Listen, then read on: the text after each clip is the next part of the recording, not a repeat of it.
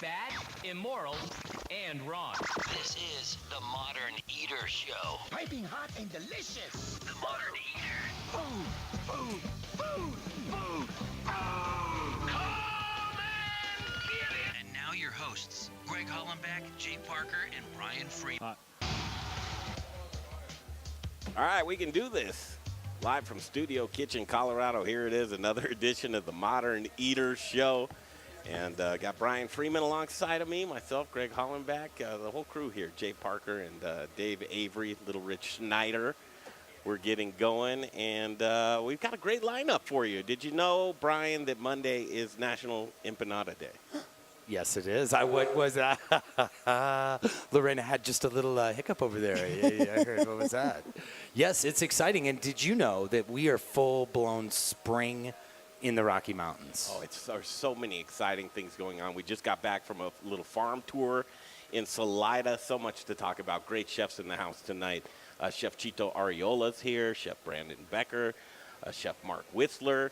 And then none other than this chef right here in front of us right now. Here she is. Her name is Lorena. Can you believe I've got this? I sat there for so long. Cantarovici. Is it close? Lorena Cantarovici.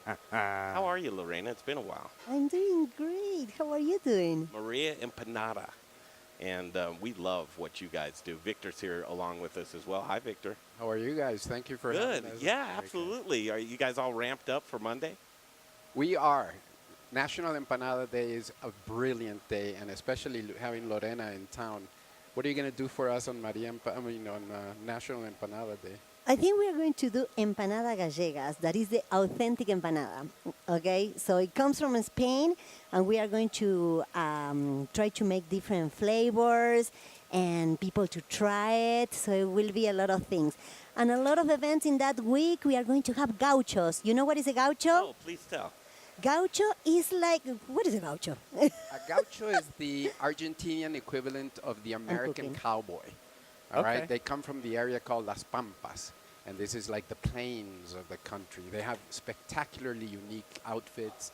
The pants are very sort of Like that.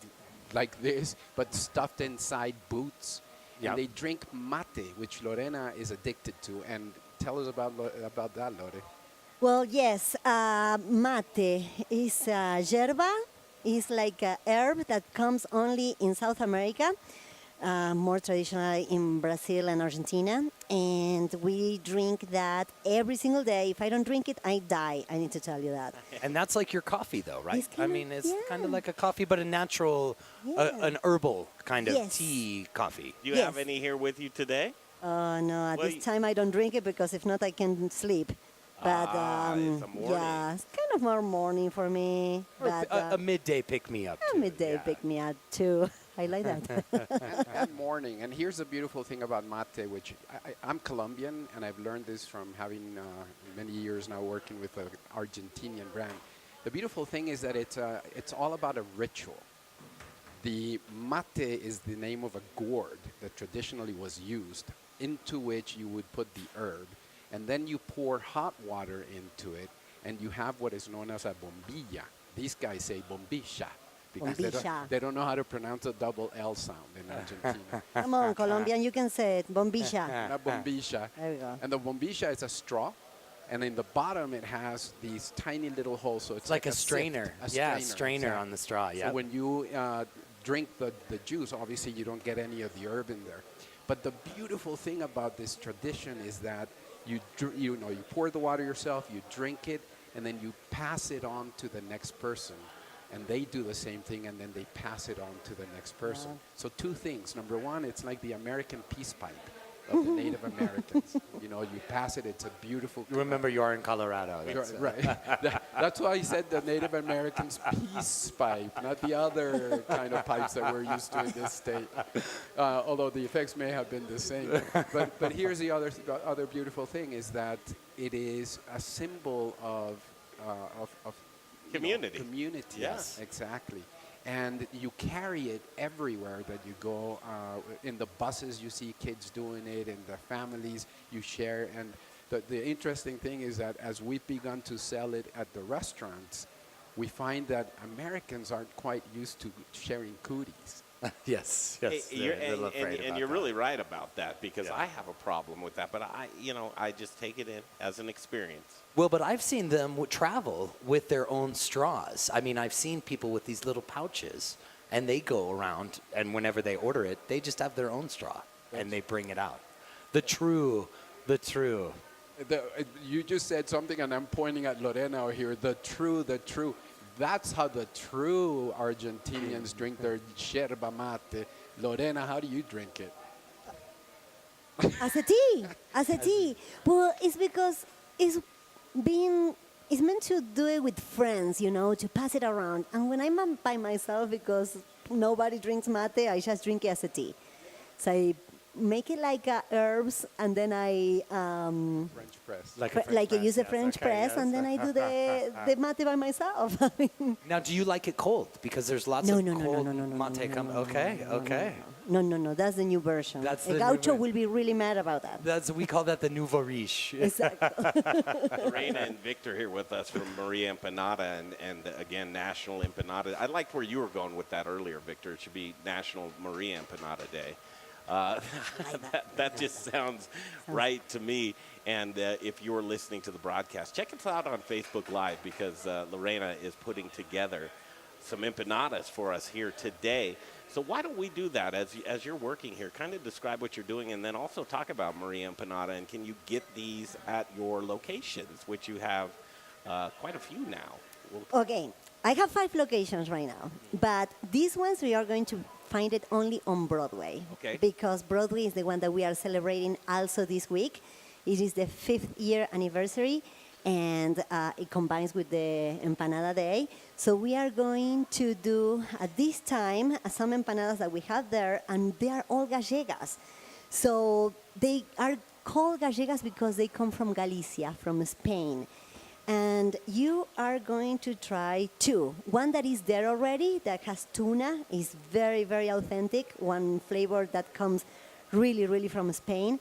And the other one is kind of more Argentinian style. And it's ham and cheese and few things in there that are going to make it very, very, very flavorful. So we are going to make both of them at this time. So the tuna and the ham and cheese with tomatoes and red peppers. Which one are you going to start with? Both. Both. All right, Same let's do time. it. So Same just kind of time. describe as you go here. Yeah. So we are going to put a little bit of the tuna. The tuna has already a tomato sauce that is cooked minimum for 4 hours, okay? So we have the tuna with red peppers and has a little bit of onion. Has that red, like a tomato sauce that is cooked for, like I told you, like almost around 4 hours or a little bit more. That sauce has wine, red wine. So it has a very, very interesting flavor, and I love it. There's a homemade recipe. In addition, we have put here hard-boiled eggs. Don't be scared. Don't be scared of the hard-boiled eggs. Not afraid at all. Yeah, don't be afraid at all. Lorena, can I jump in and ask you a question? Yes, please do. About this tuna, I worry that someone at home says she cooked tuna for 4 hours. No. Tell me more. No, the tuna is not cooked for 4 hours. The tomato sauce is cooked for 4 hours. So the tuna okay. is not. Then we mix it with Mix tuna. it with the tuna. Okay. We mix it with the tuna, we mix it with the hard-boiled eggs, we mix it with some red peppers and a little bit of tomato sauce and fresh tomatoes also. And then that's the empanada gallega. It's done just with that. Simple, but the powerful thing is in the tomato sauce, okay? Am I clear? And you said the first one is more of a Spanish. This is the Spanish, very, very, Okay. very Spanish style of empanada. Correct. Actually, the name gallega comes from Galicia, the region of Spain. Okay. Galicia. Interesting. I'm excited to try this. I have had real authentic Argentine empanadas with things like raisins and corn. And one of my good friends' mother is Argentinian. Oh, really? And so I've had empanadas probably for about the last 15 years. And it was one of the things she always made when she came around. Yeah. And so I've fallen in love with them because I think, it was a lot of fresh vegetables, and then she would change up the meat every week. So Yes. So when you come to our restaurants, you'll notice those, okay, that are the traditional shaped empanadas, right? That are folded and sort of served individually. Two things, I'll come back to that. This is a different kind of empanada. This comes from Spain, and it's really traditional, and it was always made like this. And to describe it to the listeners, it's usually a rectangular form that was made by, yesteryear's mothers, and it was baked, then cut into pieces and served so that the individuals in the family could each grab their own piece. The empanadas we have right now at Maria Empanada are a tribute to Argentinian empanada making, which, as you will know, the region of Latin America, Argentina is the mecca of empanada culture through the Americas. Yeah, just like the different name, different regions of the world as far as empanada goes. Exactly. There's the samosas of the Indians. There's the pastis of the Brits, which interestingly, when they came to the Americas and went to Mexico, the Mexican people began to call them pastes instead of pastis. And so now they don't say empanadas per se, especially, I believe it's the northern part of Mexico. Empanada? No, they're called pastes. Pastes. Oh, okay. Yeah, pastes. Pastes. Yeah. So let me ask you, Victor, because Let's this do is... this. Let's take a quick break, okay, sorry and we'll about come that. back and we'll rejoin this because we're assembling these right now. We'll get some in the oven and show you the other product. But basically, you've got a sheet pan out here. You've got your dough rolled out. And to me, it's almost like pizza style of what I'm looking at right here. Interesting. But now I will cover it with another dough. And you're going to... So what you are seeing, you're not going to see it All right, again. It's hang going tight. to disappear. It is going to disappear. Okay, cool. So right now, on Monday, it's Monday, right? What are you guys going to do special for Empanada Day? Well, National Empanada Day begins what is a 1-week celebration at our restaurants. Had to figure. The last day being on the 15th of April, which is a following Monday, when we celebrate the 5th year anniversary of our Maria Empanada Broadway and Louisiana. Congratulations. Let's talk more about that. Yes. All right, we'll take a break. We'll come back. I'm going to take a quick turnaround right here from Studio Kitchen, Colorado, and continue again. Great chefs here with us, and we're going to talk about rabbit.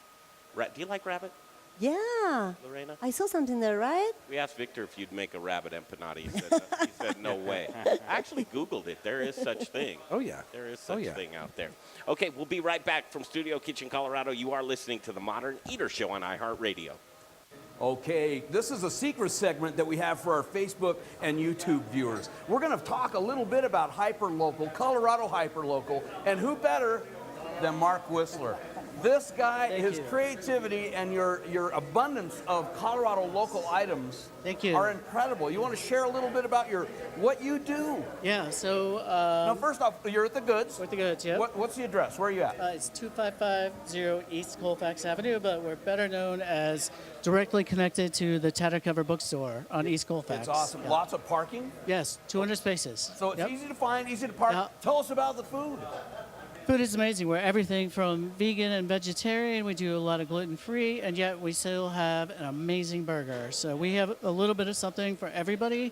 It's just natural ingredients, a lot of organic ingredients. We really just try and put a lot of love in all of our food. You know, truly, that's something. Your edamame that I had the other day. Oh, my God. But truly, this Mark has such a love for people. It comes through the food. Thank you. Go to the Goods. Colfax and York, just a little bit east. We're going to take a break here, and we're going to talk about our friends at Encore Energy. We'll be right back. Spirits. It's a distillery. It's a place to hang. It's about quality. It's about taste. It's about passion. Infused with American spirit. Rocker whiskey, rocker rum, rocker vodka. Get ready for an original look, feel, and experience. Old Town Littleton. And if you get hungry while you're sipping on some drinks, they've got the best food truck line in town. Open Thursdays, Fridays, Saturdays, and Sundays. Rockerspirits.com. Rockerspirits.com. Hi, I'm Andrew Moore, brewmaster at the Intrepid Sojourner Beer Project. At Intrepid Sojourner, beer tells a story inspired by my adventures as a well-traveled archaeologist. My recipes draw inspiration from all over the world, from historical styles like satis, greitzers, and kvass, to adjunct beers inspired by flavors from international cuisines. My beers broaden the horizons of what beer can be. Explore Basil IPA. Live in 1 minute. Enjoy Chai Brown Ale, taste Lavender Tripel, and the distinctive Horchata Milk Stout. Thoughtfully sourced spices and herbs enhance flavors inherent to indigenous beer styles. My sincere hope is that Intrepid Sojourner Beer Project will inspire adventure and wanderlust. Come visit the tap room and share your tales with friends and plan your next sojourn. Located at 925 West 8th Avenue in the heart of the Arts District on Santa Fe. For everything Intrepid, look us up online at sojournerbeers.com. And remember to drink globally, locally. Little Rich here. It's the new year, and we're all looking for ways to save money. Here's a tip I bet you didn't know about. Do what I do. Buy your natural gas wholesale, instantly saving 10 to 12% off your gas bill every single month. Baby, that's some serious cash. Do what I've done for years and call Brian Rizzuto at Encore Energy today. The sooner you call, the sooner. 10 seconds to the live. At Encore Energy, 720-245-5771. That's 5, 4, 3, 2. You're hot. On natural gas with Encore Energy. All right, back to Studio Kitchen, Colorado, and Lorena from Maria Empanada is here in just a minute. But I have to tell you about this cool sponsor. Man, you talk about hyper-local, you talk about delicious products, you talk about Rome Sausage.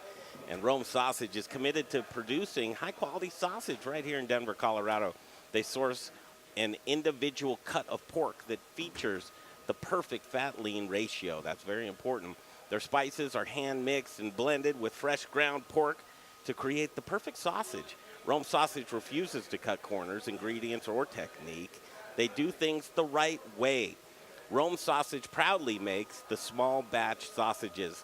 I've had their blueberry link. Did you have their blueberry link, Brian? I did. That was so tasty. Oh, man, breakfast. That's like a breakfast sausage you would love. Bratwurst, chicken apple, chorizo, German, green chili, hot pork, Italian meatballs, mild pork, Polish pork, and turkey sausage. They've got it all. Rome Sausage distributes to a small variety of food service distributors from Shamrock Foods, Harvest Meats, and Anderson Beef.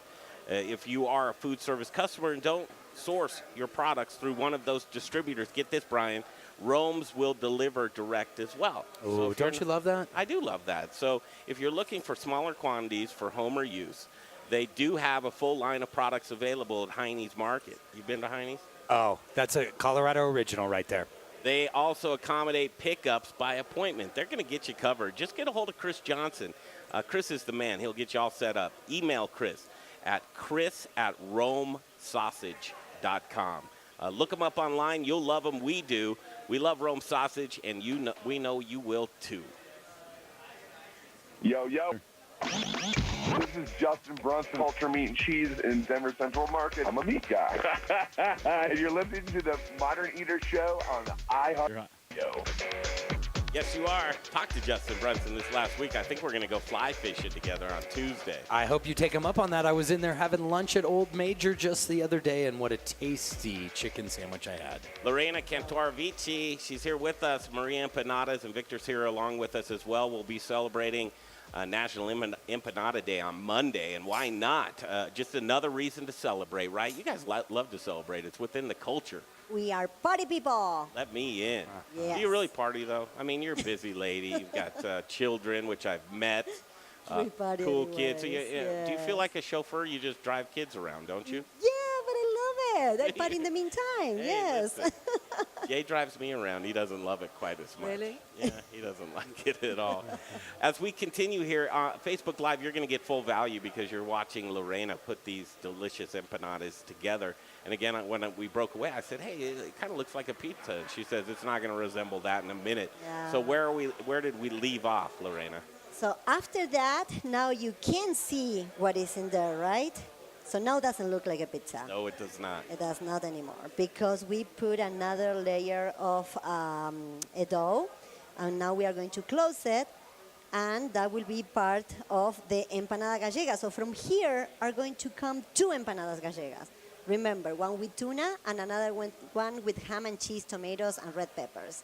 So now is kind of the most fun part because now it comes the art. And here's where we play and we have to create something that make it look beautiful and take the idea of a calzone, you know? Yeah. So that's what we are going to do. And when they are closed, we are going to cut everything that has to do with the leftover of the dough. And this time I'm going to keep it because those are going to be part of the art that I'm going to put around or in the top. Which, by the way, we got to be very careful of comparing a calzone to an empanada. Sí. Victor doesn't let me do that, sorry. That's right. The calzone, which is the Italian version of an empanada and vice versa, is a lot doughier. And it's very thick dough for the most part. It also tends to be a lot bigger. Empanadas are different. They're, especially Maria Empanada empanadas. The dough is very, it's a lot less doughy. And it has a trick to it, which Lorena is going to be showing us in this particular type of empanada. And for the listeners and then viewers also for Facebook, remember, this is not the traditional shape of an empanada. No, this is the Spanish version. And Victor, you led me into my question that before we went on the break that I wanted to ask you. Do you think that it's interesting, every culture around the world has their version of an empanada? If you look in the Asian world, they have a dough wrapped around ingredients. And it's very similar, the dumpling is very similar, but not an empanada. Everybody uses their own version of the dough. Yeah, but it's very interesting because, like you said, I think that the calzone is like the Italian version of an empanada. And then you go into all of the different, because all around the world you have a pierogi. That's right. A pierogi is very similar to an empanada, but it's just everybody's culture has their own version. And that's what I love about this because you're showing us two different cultures. You're showing us today, you're showing us a traditional Argentine empanada and a Spanish empanada. So I thank you. But here's something even more interesting. Within the microcosm of Latin America, if you will, knowing that it's a huge-ass place, and forgive my French, you have a whole variety of ways of making empanada. From the north, they have mostly sweet empanadas, Mexico, all the way down to the south where they tend to be baked. Colombia, fried empanadas. Venezuela, stuffed with more olives than Chilean has olives and a little bit of raisins. Some other places would never have those combinations. Argentinian empanadas have egg, for example, or at least the Maria Empanada ones. You'd never find that anywhere else. So the beauty within one specific hemisphere also is that you have all that variety in shape, in size, in form, in ingredients, and obviously whether it's baked or not. Well, the Latins have the smallest personalities all around the world, I think. Especially the Argentinians. Well, we are sencillitos. That's what we said. The notion of stuffing, putting dough around delicious ingredients, no matter where they are, what region in the world, it was really a no-brainer, and I can see why there are so many different variations throughout the world, but the certain tweaks from that region that you're in. I'm anxious to see, because what I am seeing, and much more beautiful, it does have that look of a calzone, but you say it's going to be less doughy. That's right. Okay. Well, it's a thinner dough. But it's a different. Not only that, but let me interrupt you guys for a second. Watch what she's doing. I'm looking. Okay. And watch what am I doing it? I'm using beer to make humidity in the dough. To seal it. And that it helps me, and it's going to be a little bit taste of that when you eat the crust and the repulgue. Now, do you always use a beer, or no, just for today. Just for tonight, because you're at a place just for you guys. where we don't like beer at all. Exactly. Can you see? Now, Lorena's want to use a lot of Spanish in her English, but she just said a word that you need to learn: repulgue. Can you please try it? No. Repulgue. I can't roll Repulgue. Repulgue. There you go. You have to use your hand like this. Repulgue. So repulgue is the art, and Lorena will expand on this, of the fold and the twist. At Maria Empanada, we have 14 daily repulgues, and there are even a lot more. And what it is, it's really Do you want to tell them what it is, the repulgue? You do it. Okay, I'll do it. Concentrated here. Okay. The repulgue is the art form of twisting and folding the edges of the empanada. What's beautiful is that there are many different folds and twists, many different repulgues, okay? Each one tells you two things. Number one, the ingredient that's inside. So the shape of the moon with twists, with folds like this will tell you it's a caprese. With the one that has the type of shape that she's doing in the big empanada gallega, but done in the smaller one is the Argentina. With a little twist on the top, it's the beef clásico, and so forth, okay? And the second thing it tells you is that it's an art form. And that's the most beautiful part about the empanada culture in Argentina, and also that we are trying to maintain at Maria Empanada is that it's an art form that's being lost.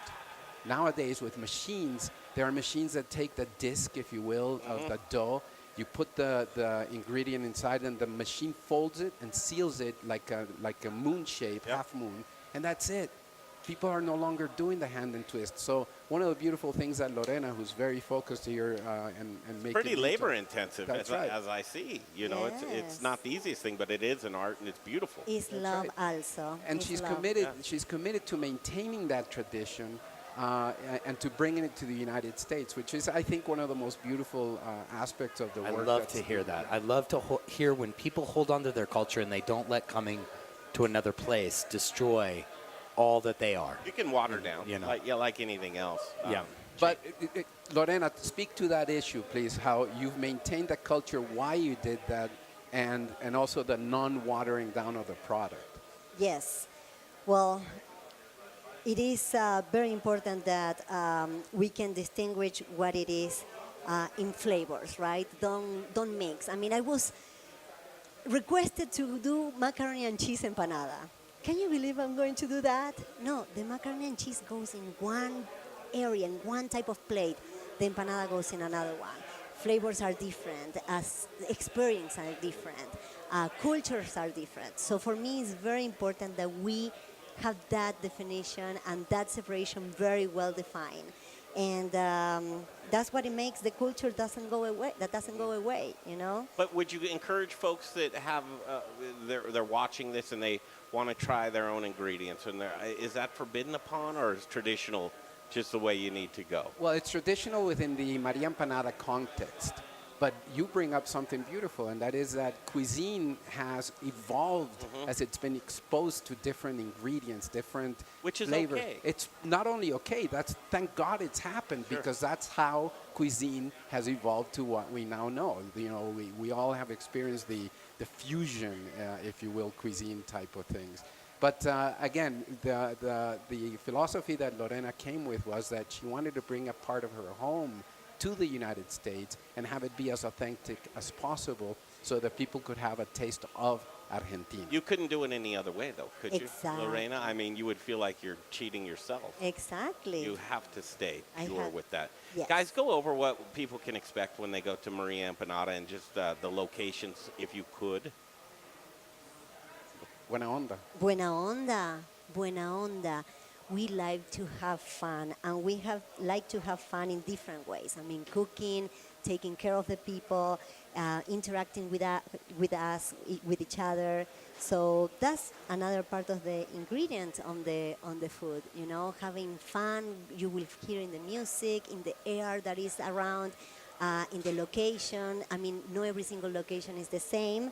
We try to make it a little bit different so you can find your place depending of the where you are, and it's important that we have the buena onda main ingredients. Richie and I went and visited your new location at Broadway Market this past week. You did. And yes, very cool to see these continuing on. How do you know how to pick the right location?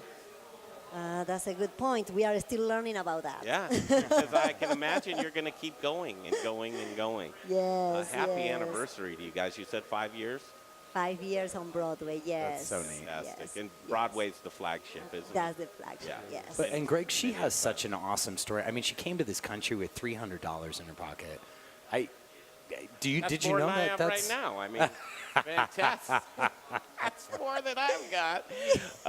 But yeah, she built no, this, I mean, incredible little empanada empire Yeah, she's out So of let me rephrase A that. ver, a ver, Okay. a ver. Actually, let me Let's do that. correct you. beautiful. Please do, please This do. is not about a little empanada empire. This is about the empanada empire. I like that. excellent, Can you see why this guy is the Yeah. marketing place for guys the empanada? Victor, Okay, excellent, yeah. so here's even more, okay? Lorena has created the leading brand of empanadas in the United States, to the point that the Argentinian government has officially called her the ambassador of the empanada, of the Argentinian it. empanada in the United What an States. honor. I love How it. cool is Congratulations. Congratulations. You deserve that, Yeah, Lorena. no kidding. You're, I mean, Gracias, just a chicos. super kind person. And Thank you just so all much. the way around. The fact that she puts love in her empanadas. She truly does. And if you get an opportunity to meet Lorena and Victor, these people are the real deal.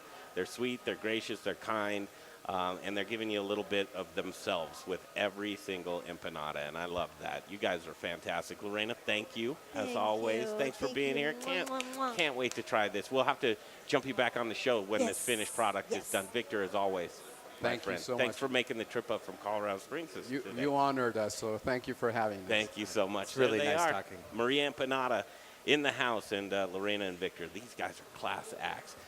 We took a little trip up to a farm, an alpaca farm in Salida, Colorado this past week. I can't wait to tell you about our adventures and a gal that we met. Her name's Jane Levene. She's from Jefferson Farms, and Jefferson Farms products is what we're going to talk about when we take a quick break from Studio Kitchen, Colorado, and we'll be right back. And we're going to talk about innovation on this segment. And you talk about innovation. Chito, what in the blazes is that in front of the camera? We got a little rabbit tomahawk. A rabbit tomahawk. Rabbit Are you tomahawk. kidding Look me? at this. Look at this Oh little my thing. gosh, that is So this is what we got. from the mind of Chito. Exactly. You know, we So always want to, this is we a got place the- where, We have the tenderloin there, the loin, the ribs. So look. that is unreal. Unreal. So Chito, when I tell you what, when people want to find innovation, when they want to look for new ideas, this is a great show to watch. oh yeah, you can learn, you can practice everything you want. I mean, if you fail, who's gonna care? Yeah, No. exactly. And we all, Come you here know, and our try biggest it. lessons, our biggest successes come from those failures. Exactly, This is that yes. place to fail. So you come, first time I've seen it, I'm like, hey, let's see it. Let's see if it works. That's incredible, And it worked, Chito. all That's right? incredible. So, Thank yeah. you so much. Roy's coming down here. This guy's a stud. I have a man crush on Chito. We're going to break away for just a few minutes to do some commercials. We're going to talk about some of our best sponsors. When you talk about innovation, talk about saving money with Encore Energy. You're going to hear about them in just a few seconds. We'll be back. Probably heard the excitement. This year we are creating a stir in the culinary community. This is your personal invitation to join us on our constant culinary adventure. Let us open up our network to you and help you grow professionally. Whether 115 you're a brewer, baker, to the live. brand, your business, and connect you with Colorado's culinary community. Join us. I'd love to hear from you. Email me, Colleen at acfcoloradochefs.org. Hey, chef friends, it's Little Rich here from Rockalitas Tortillas. 1 minute. Known for hyper-local, innovative, and healthy tortillas and chips, served by Colorado's top chefs, and that's why we only use Colorado Mills sunflower oil. If you too want to serve the healthiest, most vibrant-tasting foods, you must use Colorado Mills. Colorado Mills is hyper-local, Colorado-grown, cold-pressed in Lamar, Colorado. Whether you bake, fry, or saute, get your Colorado Mills today. Available through Shamrock, Growers Organic, and Dawn Foods. For the best oil in the business, use Colorado Mills. Want to bake the best? Bake with the best. Little Rich here from Rockalitas Tortillas and the Modern Eater. Our wraps fold cold and don't break open, yet they're soft and delicious. What's my secret? Ardent Mills. Organic, ancient, and heirloom grains like quinoa, spelt, and more. Locally headquartered in Denver, Colorado, Ardent Mills provides the industry's broadest range of traditional and organic flours, whole grains, customized blends, and 10 seconds to the live.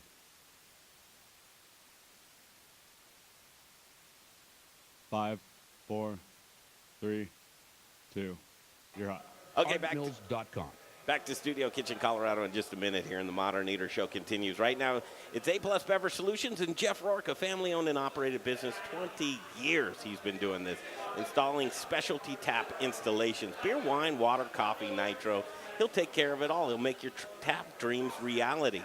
That inefficient beer pouring, you know how much it bothers me when you're at a restaurant or a bar and you're watching the bartender struggle with their tap system, pouring a very foamy beer.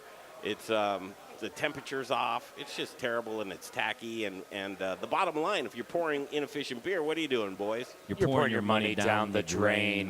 Don't do it. Don't pour your money down the drain. Get a hold of this man, A-plus Beverage Solutions and Jeff Rourke. He'll give you an A-plus report card if you just give him a phone call, 720-272-3809.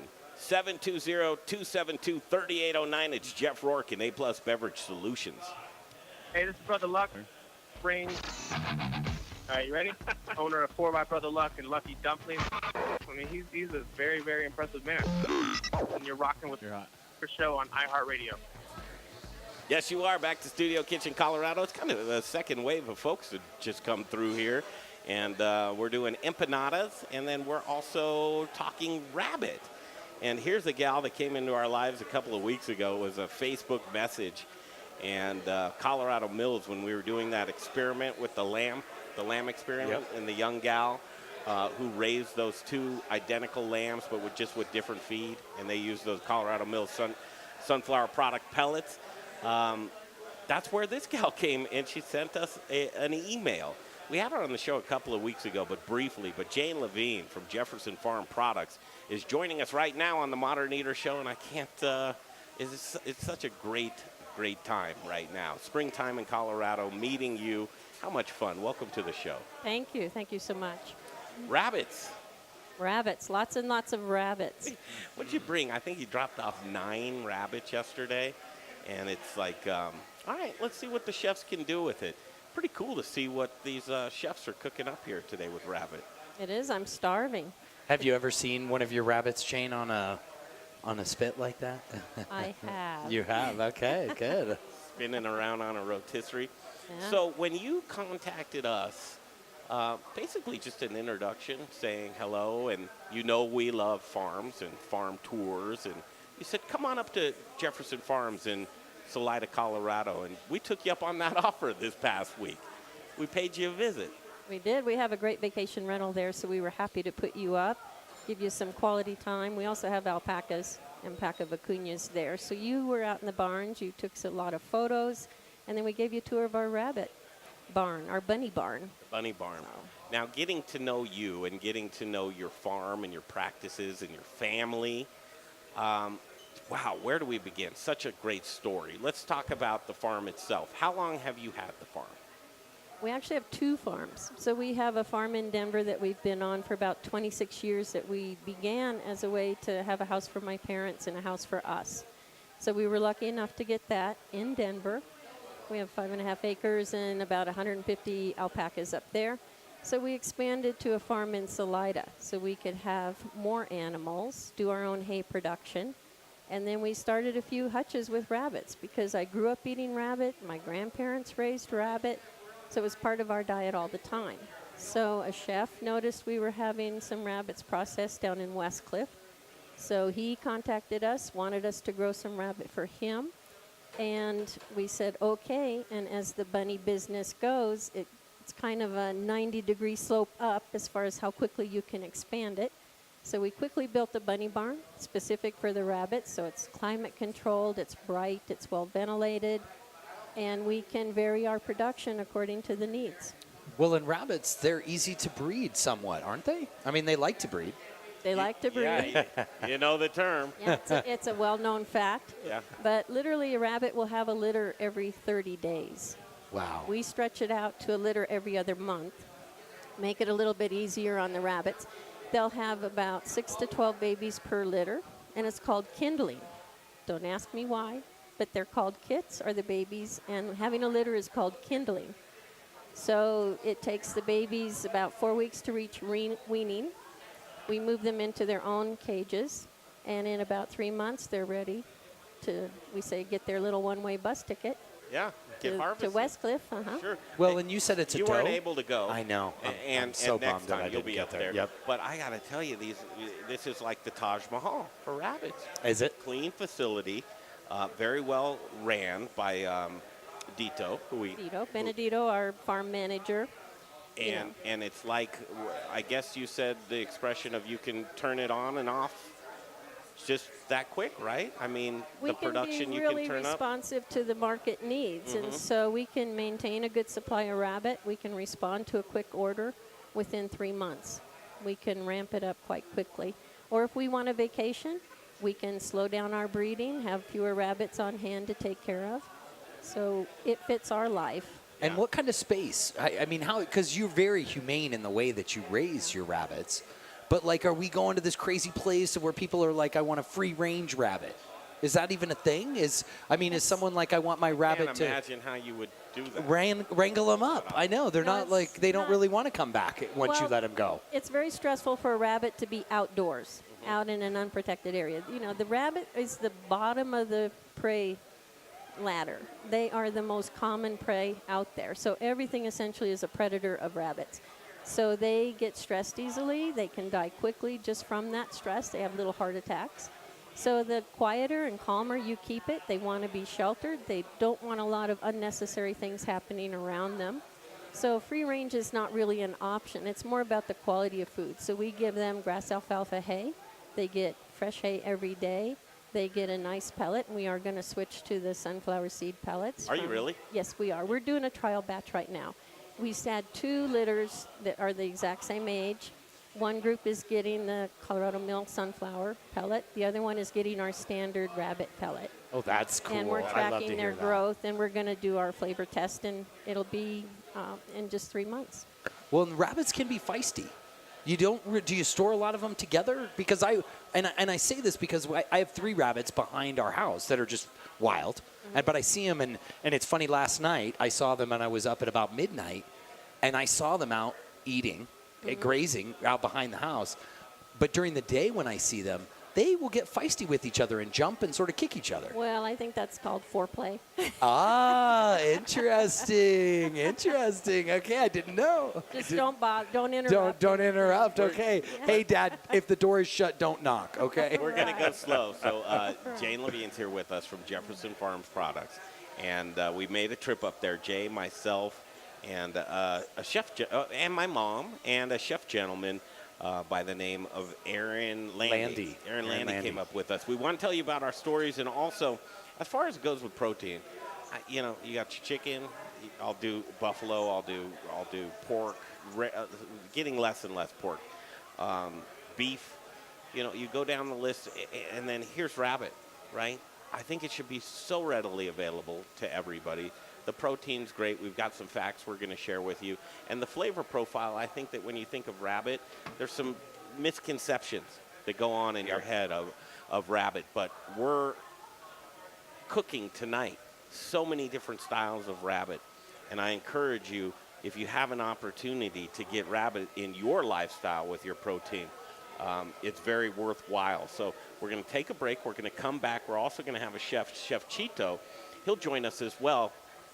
He grew up on a farm in Iowa, and rabbits were what they, for their own supply at home. And so what I want to do is when we get back with Jane, let's talk about rabbit and do some comparisons. We've got a little fact sheet here that I think we can even show to the camera. But it confirms everything that I love about rabbit. So we'll take a break. We'll come back. We'll do the In the Kitchen segment. Also, we're going to have, he'll check in real quick. His name's Dan Casey from Proud Souls Barbecues, and we have this Everdure grill that with this rotisserie that has the rabbit on here. We're going to check in with Proud Souls real quick because, barbecuing season. It's right here. The Everdure rep came tonight because he loves what the Modern Eater is doing with his grill every Saturday night right here in Studio Kitchen. Studio Kitchen, Colorado. We'll take a break. The Modern Eater Show. We'll throw it over to Richie, and we'll be right back in a flash from Studio Kitchen, Colorado, the Modern Eater Show on iHeartRadio. Facebook viewers, YouTube viewers, this is kind of a secret. We're going to keep this kind of quiet. If you believe that, you don't know me. Now, we're going to talk to one of our favorite chefs here, returning one of our champions on the hamburger cook-offs, Brandon Becker, one of our favorite chefs here. Welcome back. Thank you for having me. It's glad to be here. Well, let's start with just a little bit. What are you making for us tonight? I'm doing rabbit 3 different ways. I have rabbit bacon cooked in garlic confit rabbit saddle that has been braised, and confit rabbit legs. Oh my God! See. Now tell me, Brandon, what's your day gig when you're not here? When I'm not here, I'm running Cirque Kitchen and Spirits. We are a food truck that just won Westward's Best of 2019, Best Food Truck for Chefs for the elevated cuisine that we serve. Wow! How do we get a hold of you? You can find us on Facebook, facebook.com/Cirque Kitchen or cirquekitchen.com. Spell Cirque. CIRQUE. CIRQUE. Doesn't get any better than that.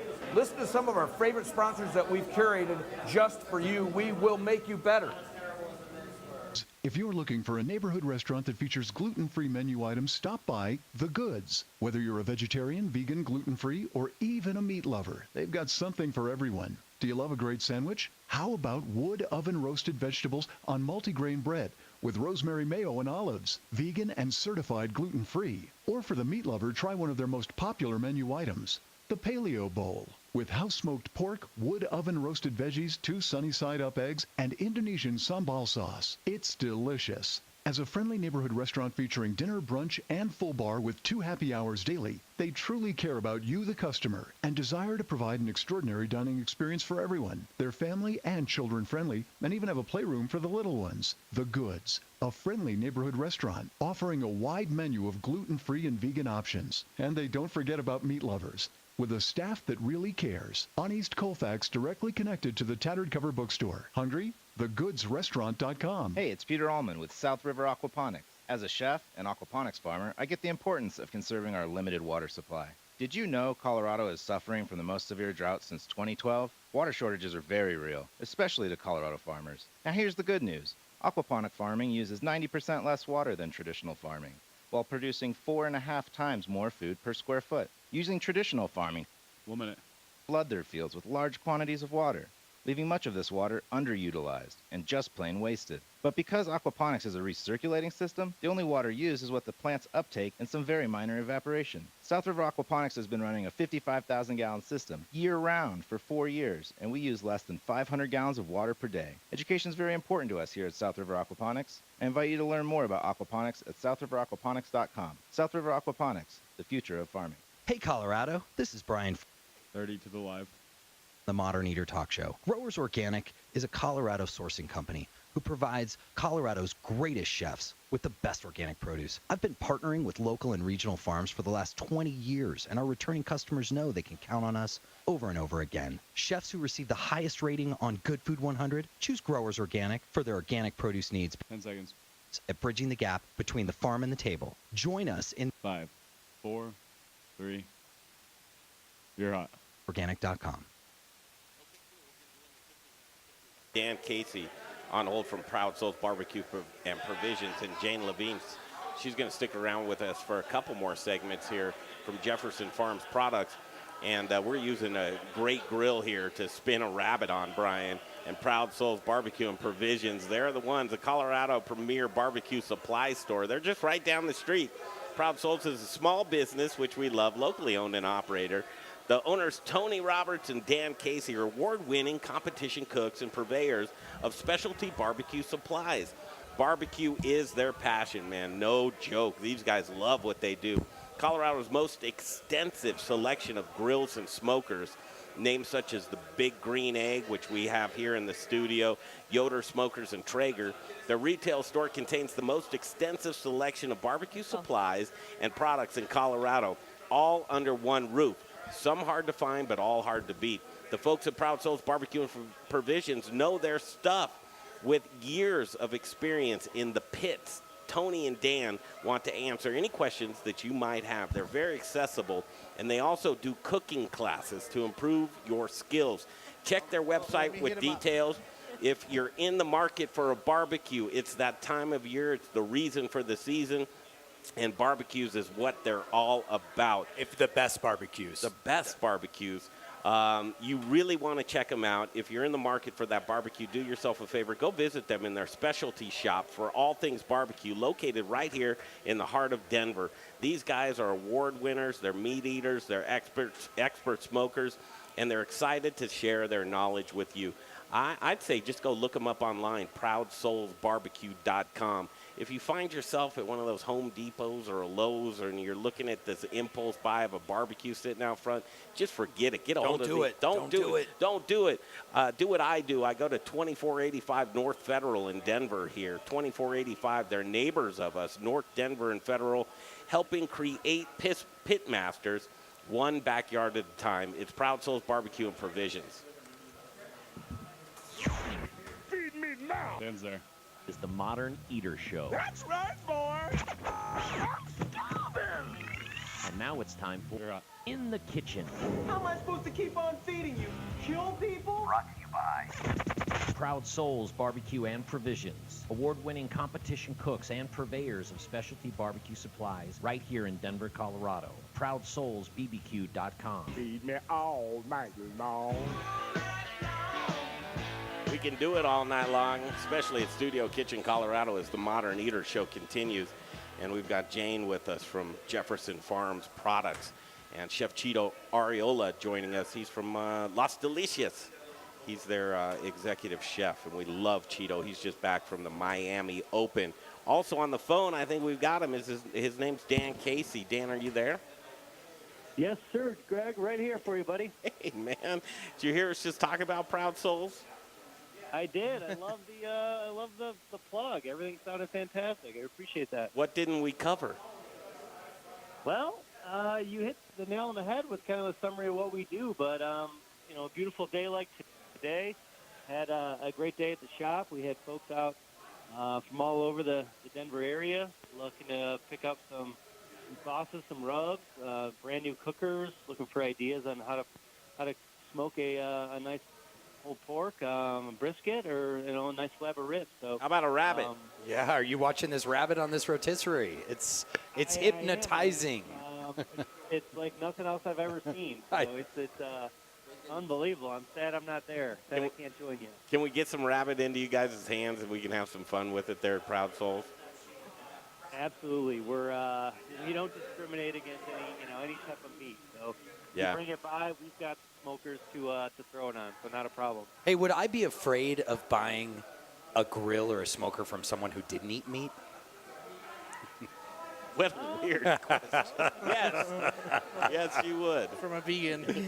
Yes. Would a vegan know how to use a grill? Lots of vegetables. So, Dan Casey, I'll tell you what, I said it and I mean it. I'm a backyard enthusiast. I love to barbecue. I think that most people do. It's just so cathartic to sit and grill, and we've got great chefs that use your products week after week. But I'd encourage you, if you're in the market for a barbecue grill, Proud Souls Barbecue and ProudSoulsBarbecue.com. Check them out, right? That's absolutely right, Greg. We love to swing on by. We're open 7 days a week, 10 to 6, and then 10 to 2 on Sundays. So we've always got some smokers rolling in the parking lot.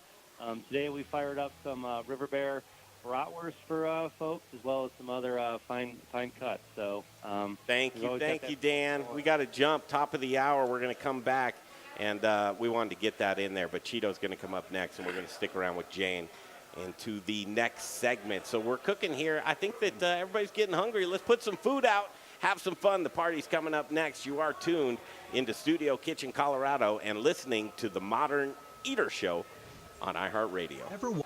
Hello, Facebook and YouTube family. Here we are at the top of the hour, 7 o'clock.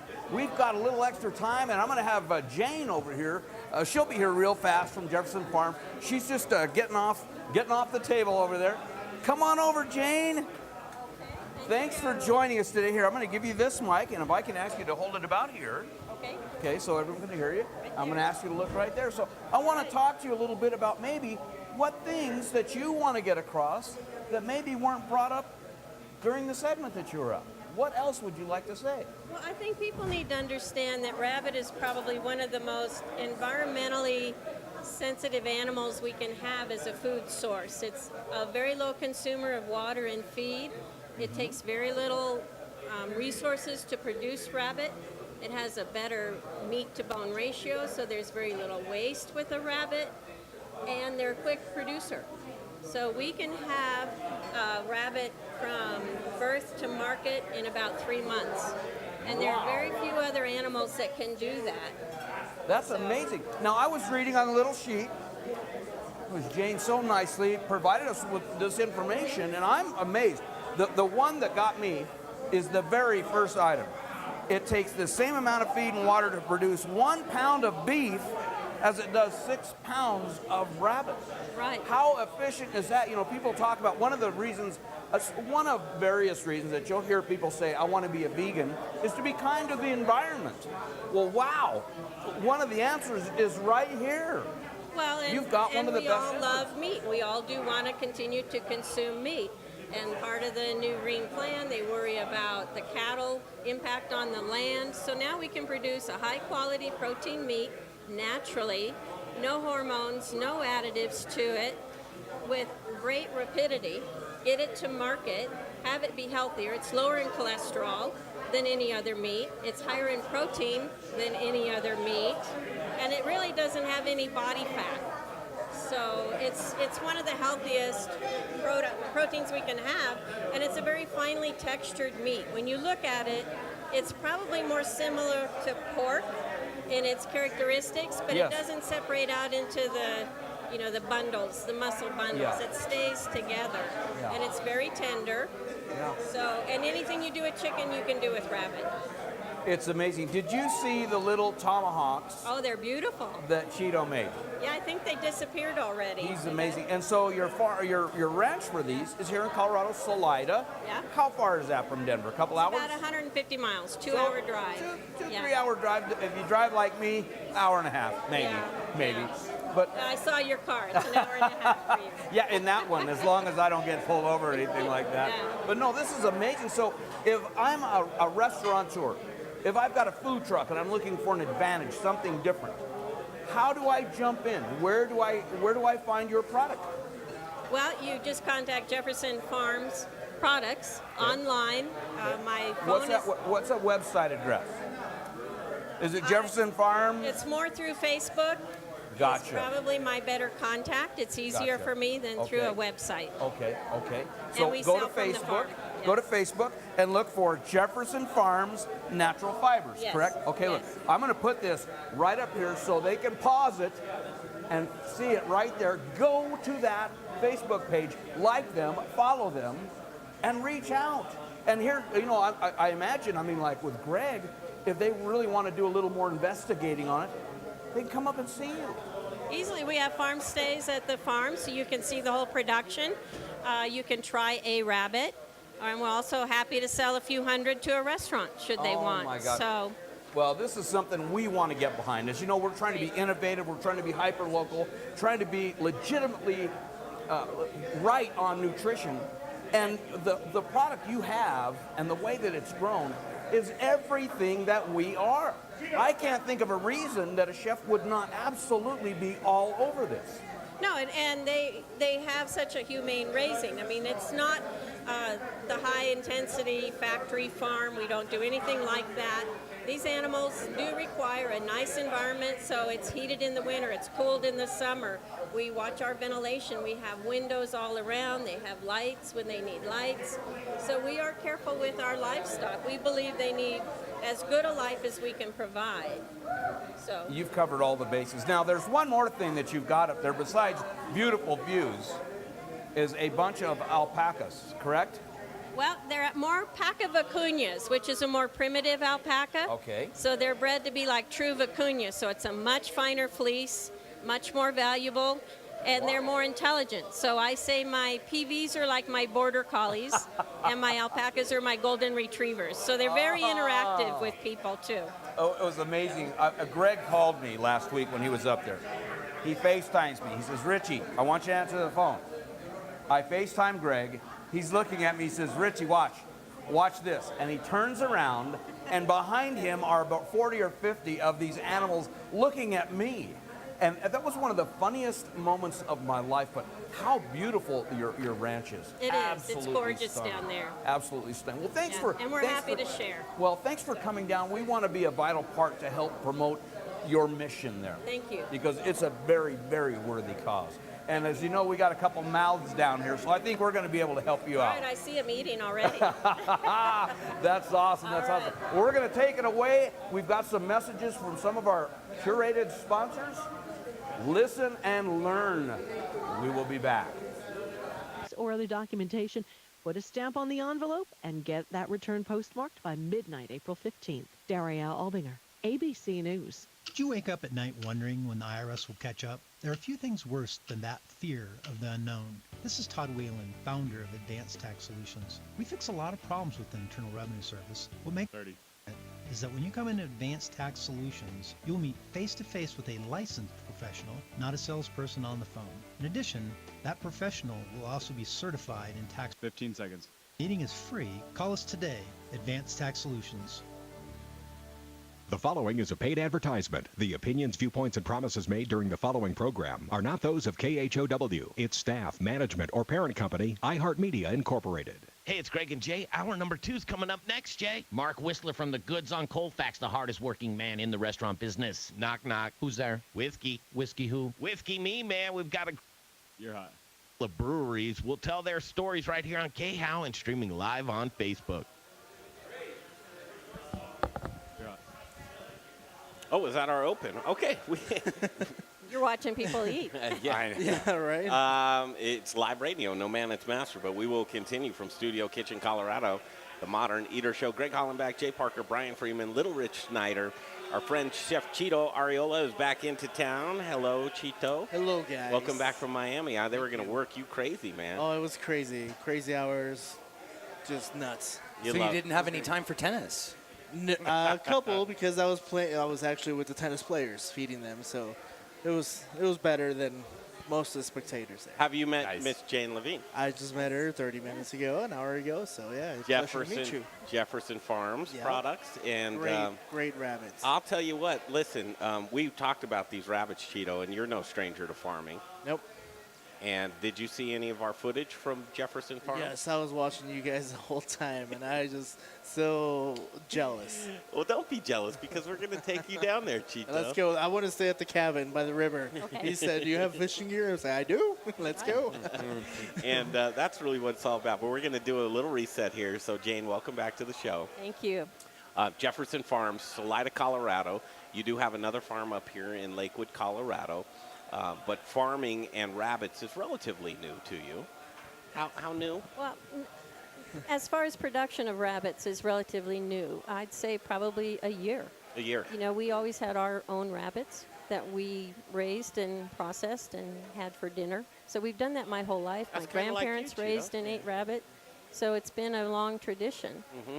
And it turned into this business when a chef saw some of our rabbits being processed at Westcliff Meats. Why isn't rabbit mainstream?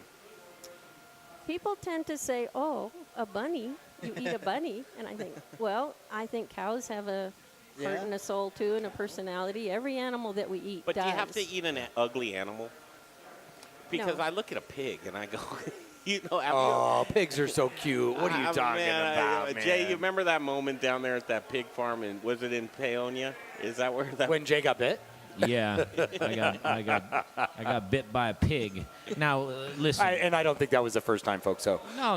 And getting bit by a pig's not the worst thing in the world, you know. But if you were to take it the wrong way, like you're a little upset you got bit by a pig, when you get bit by a pig at a place that you know where they eventually go, you can take a little bit of satisfaction in that. Where, listen, you bit me, all you right. just wait, sir. Yeah. You're gonna get yours. thank you, Mr. BLT. We'll see how that bite tastes tomorrow. So calories per pound. Let's look at this. We'll do a little quiz here. How many calories per pound do you think pork has? Anybody? I know. Calories per pound? Don't look. Oh, see, Brian. I'm gonna say 6,200. 6,200 for a pound. 2,000. 2,000 per pound. Beef is 1,400. Chicken, which is really top of what people say, lean, better for you, 810 calories. And where do you think rabbits? Coming in at 795 calories per pound. 21% protein. Protein, yeah. Look at that protein.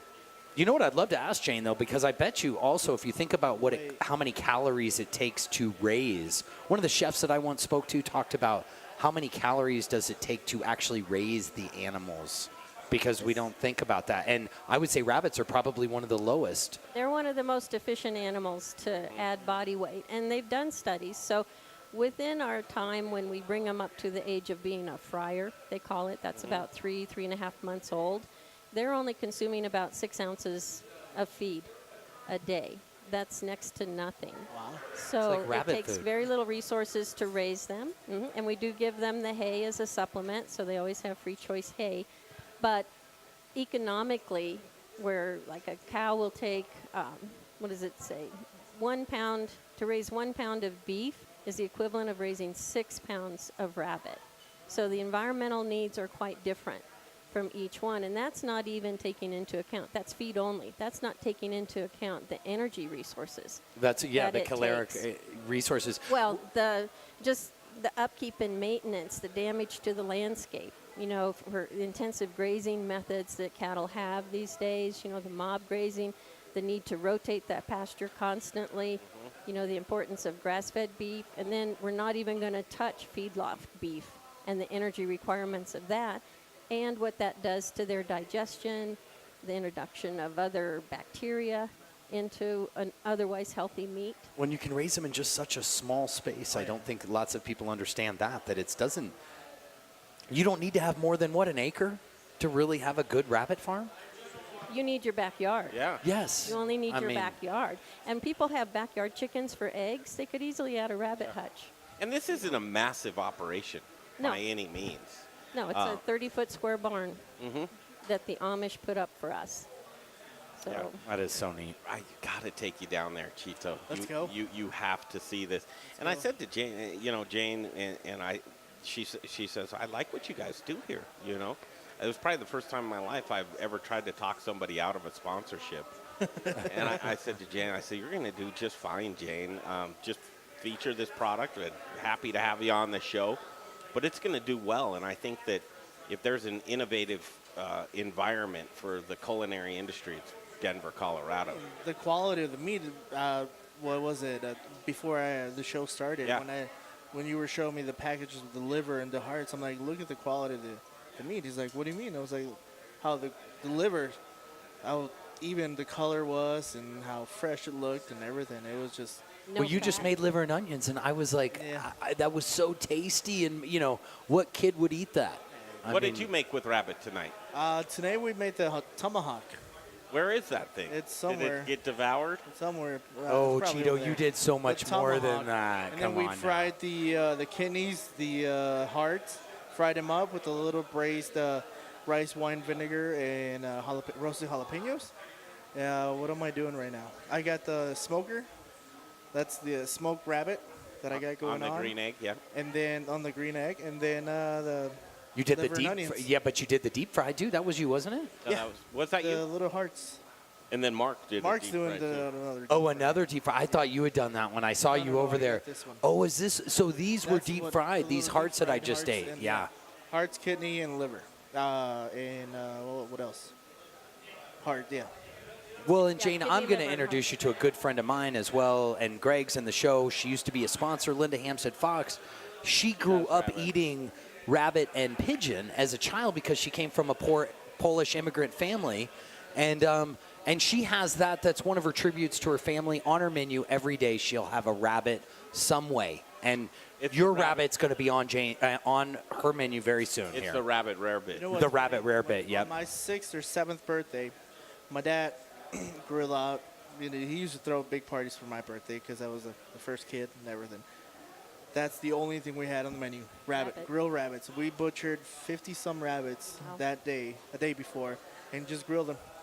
You know, smoked them, grilled them, and that's all. So, Chito, Everybody do you know had how to rabbits. skin them and clean them Of course, yourself? yeah. Okay. I mean, is it I grew easy? up- I mean, is it it's easy compared to super most easy. animals, or Super what? easy. You just pull the skin down, you know, head down, and just pull the skin, and it just comes down. that's why it's such a clean meat, because they you don't dress get out any so hair. easily. Yeah, you don't get any hair in the meat, and it's. So I got a question for you because I grew up in Arizona, and there's a time of the year when you can't eat a rabbit Those in are Arizona. wild rabbits. Those are wild rabbits. So Jane, can you explain that to us?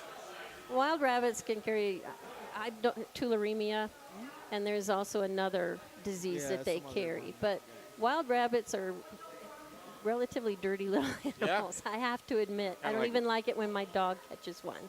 Oh, we really? tend to throw it away rather than let the dog have it. And we have probably 100 wild rabbits around our farm in Denver, because my animals keep the coyotes off my property. Yep. So it's like a little rabbit haven. Right Well, so there. what is that time of year? And I always thought it was something. I mean, you get really sick if you ate a rabbit in the wrong time of year. But I'm really going to promote people eating rabbits more and more and more. They should be domestic. So domestic rabbits, you don't have the problem at all. None. So None whatsoever. I think part of this bridging the gap is what we're doing here tonight at Studio Kitchen Colorado, to where we have all of these different creative minds and the chefs. They get the same product. They're cooking it in various Way different ways. Yeah. The flavor profile holds up. I mean, it truly does. It's so neutral. I mean, you can add anything, it'll pop up. The rabbit and whatever ingredient you're using to infuse the flavor in. So I have a feeling over the coming weeks and months, we're going to venture down the rabbit road, as I will go down the rabbit hole with you, Jane. And we're going to have some chefs, and we're going to develop some cool, fun things with Jefferson Farms. Maybe even a couple of retreats for wellness. You're big on wellness, aren't you? We are. We really want to focus on stress management for people, so it was quite a struggle to get you guys to relax, to take a nap, to not do internet for a little bit. So I've never seen someone happy that I took a nap. No, he took a 3-hour nap. He thought it was 20 minutes, but it was 20. a 3-hour Well, nap. so welcome to the day in the life right here. 20 minutes. And There's more to life than that. I appreciate that. So this relationship is just building. It's a good, strong one to begin with, and I really want to encourage you, as you see that we will give you more information, how you can get your hands on these rabbits and eat them. They're delicious. And Jane, you're a class act. Thank you. And we want a little chef's retreat for more people. Done. Sign me up. Cheeto's there. Cheeto's I'm down. next. Let's go fishing. Cheeto, when we need a day to process and clean, Cheeto's with us. He'll teach we'll me. do that for you. We'll have that taken care of for you. They had rabbit that literally had been processed that morning. Yeah. So we can do that fast of a turnaround. I'm feeling fun. Like, let's just have a little party. You guys stick around. We're going to keep you on the next segment. We'll introduce Mark into the mix here, get another chef on board and another great Colorado restaurant here. But again, it's Bunny Rabbit time, and we're having so much fun with it in Studio Kitchen Colorado. It's worth your while to check this out on Facebook if you can. All right, we'll take a quick turnaround. We'll be right back from Studio Kitchen Colorado. You are listening to the Modern Eater Show on iHeartRadio. Facebook Modern Eater viewers, we're in the Cool Kids Corner. We've got Javi Perez from Cheluna Brewing. Check that out. Yeah. Javi, welcome to the show. You're one of our favorites when you come down. Thank you. We're going to Gracias. talk a little bit about innovation. What you got going on this summer? What's happening? What's new? You know, we're building out a beer shed. So we're at the Stanley Marketplace, and we're going to have a really cool place that you can sit outside on these beautiful spring and summer days here in Denver and have some delicious lowrider Mexican lager or some of our Pilsners or the Chilango, any of our delicious beers. Well, you know, and it's festival season. So we got festival season coming up. What's your favorite beer to serve at festivals? I love taking the Chilango. We have some really good IPAs for people that like IPAs, but when we go to a festival, we like taking something a little different. We take Chilango, which Chilango is a Hefeweizen with some mango and a little bit of habanero chili pepper. It's not spicy, just warms in your throat. This guy's the real deal. Chale. Get over there. How do we find you? Stanley Market? Yeah, Where else? Cheluna Brewing. Google it. Put it in. Cheluna Brewing is our Instagram. Follow us. Get you some of that. Hey, we're going to take a little off-ramp here and listen to some of our favorite sponsors. Gracias.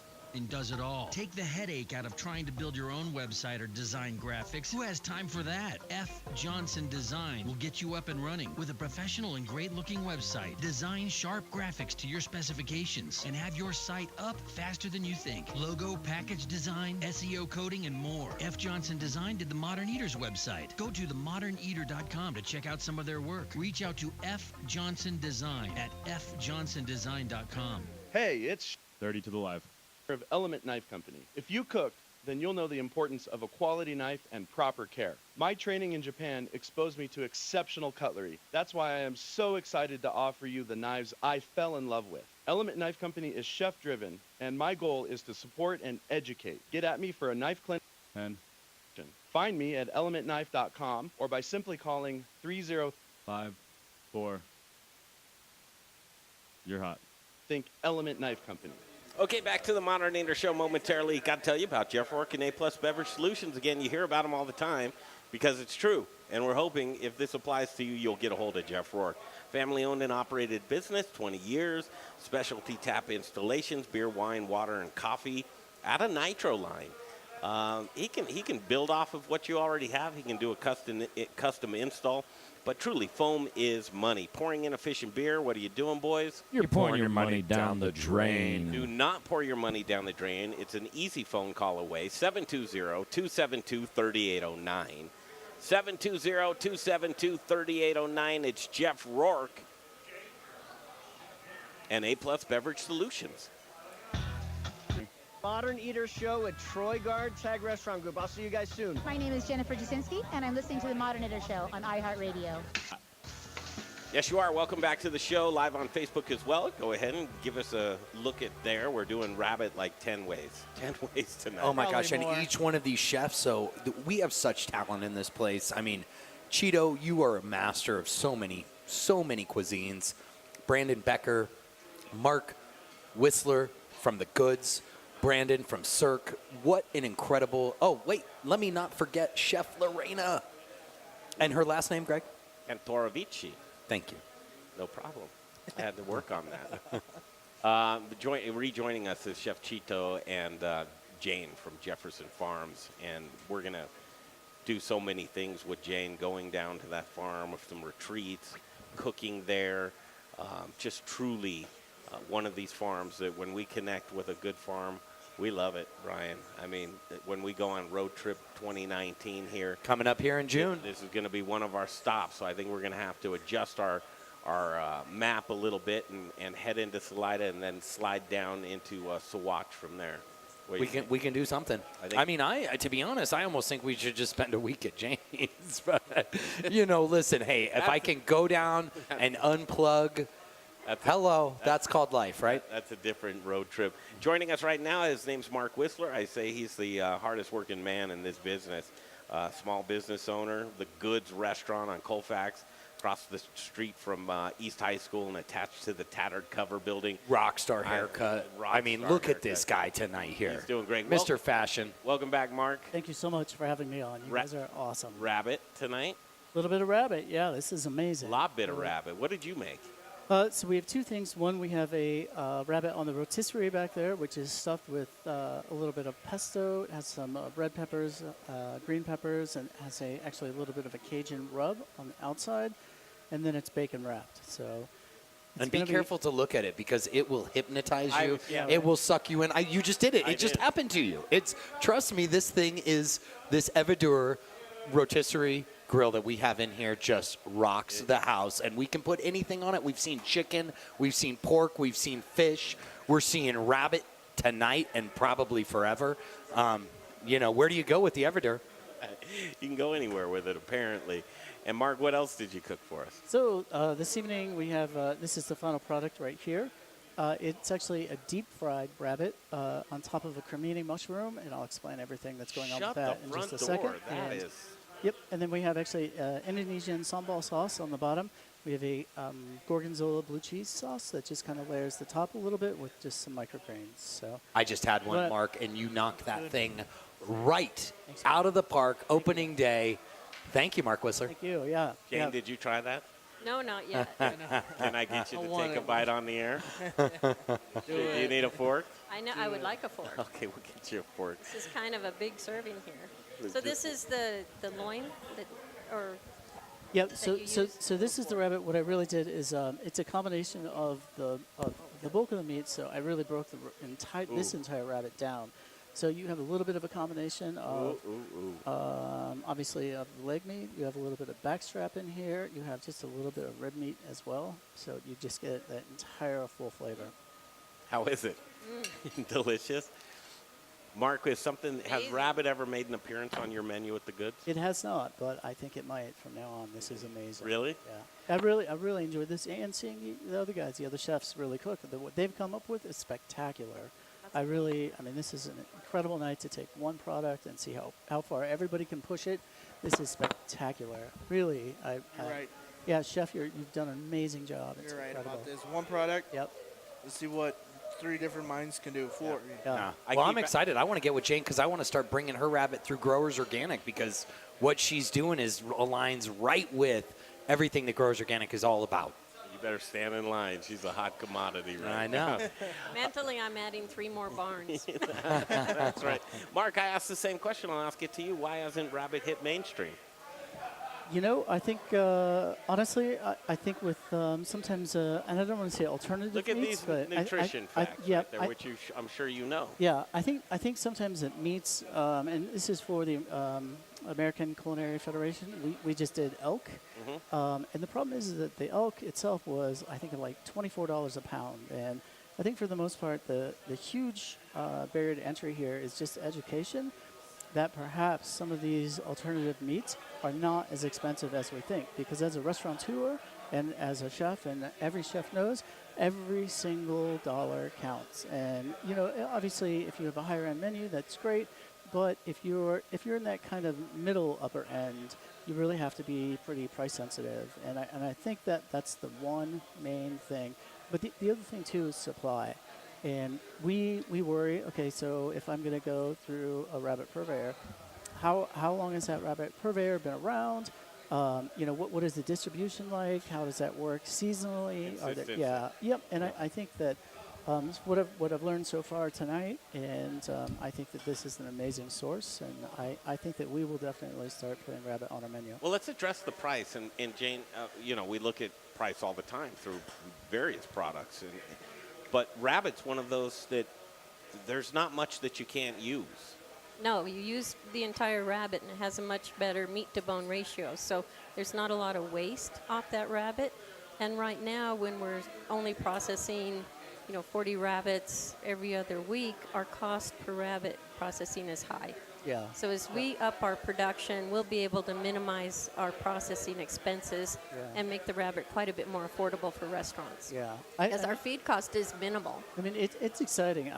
It's been a while since I've had rabbit, and I think in the directions that it was pushed tonight, everything that I've tried it's blown my mind about how incredible it truly is. And by the way, I'm boiling down the carcass over there. I just kind of want to see what comes from it, and so it's just a little experiment. We'll see. We had a great broth the last 2 days at the farm. Yeah, I think that it's something that you can use every bit of, and I think obviously bone broth is a really big deal. What about rabbit broth? How about flavor? What do you think?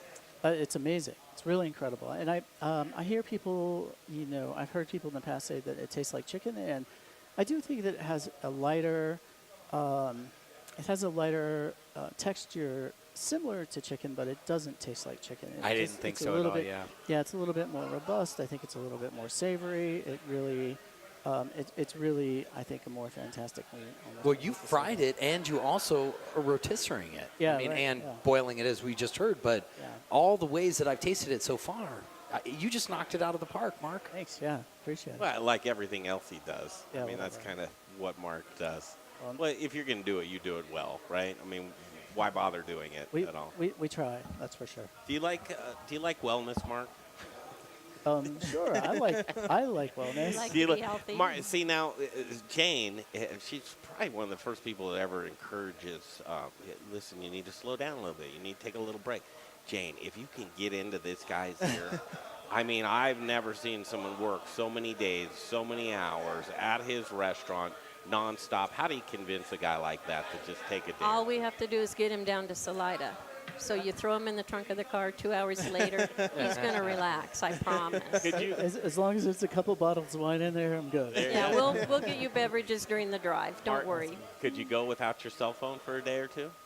Man, you need it. Yeah. I hear the little stress when he asks that question. It's tough as a chef and a business owner. Yeah. All that you do, you have so much going on. There's just so many little things that pop up.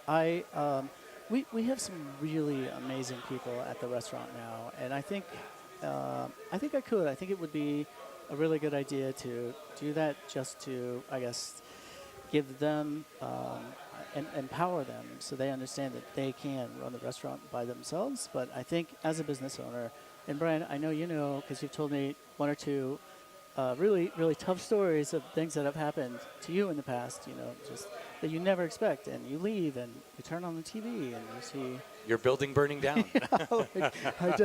I mean, you know, there's always that chance. And I think the most important thing is that eventually we have to get to a place where we trust our team. So yes, to answer your question, whether I'm there right now, but I definitely am trying hard to work to that place. And that's Mark Whistler from the Goods Restaurant on Colfax and Elizabeth. Yep. Right downtown. It's 7:30 p.m. right here on 630 KHOW, iHeartRadio station, as we are catching up and talking rabbit today because we have great chefs cooking with this wonderful product from Jefferson Farms.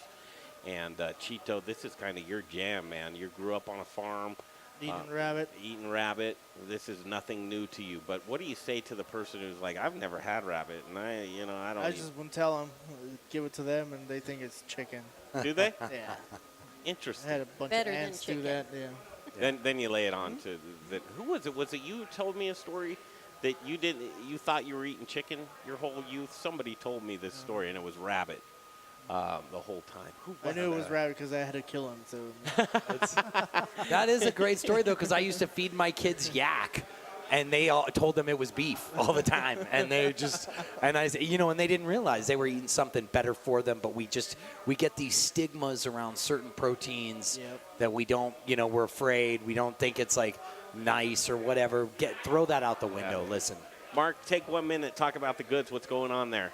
I know that patio is about to start popping. Yeah, we're super excited. We're trying to get it open right now. We spent a lot of time over the last week or two trying to figure out the exact beautiful design of it that will come together in the next week or two. So we just really want to have a really very comfortable and relaxing, just a space that has a ton of just easy ambiance and a place where our entire neighborhood and destination visitors too can come relax.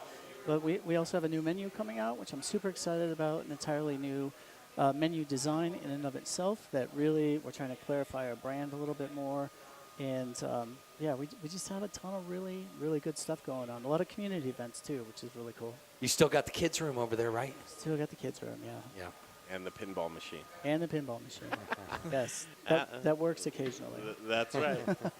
Mark, thank you as always. Thank you my so friend. much. Anything happening in Las Delicias we should know about?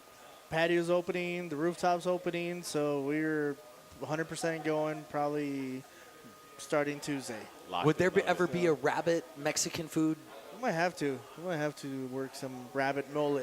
Well, we said you got the black magic rabbit taco. Yeah, he said you shouldn't put that on the camera. I'm like, it's the black magic taco. Oh, you faked me out there. Oh, and thanks to you can make a barabbit. Yeah, a barabbit. Yeah. That sounds pretty good. Oh, and thanks to Spicy Dan from Savory Spice Shop, who supplied us with all of our spices here this evening. Okay, gents, let's eat. I mean, let's get the food out, and I think everybody else is starting to enjoy the food. We've got a half an hour stretch left, and Brandon Becker, Chef Brandon, he got some accolades from Westward. And he did. Best Chef's Food Truck. Best Chef's Food Truck. Or Food Truck for Chefs, maybe, is what it was. Best Food Truck for Chefs. Kicks ass. Great job. Really cool chef.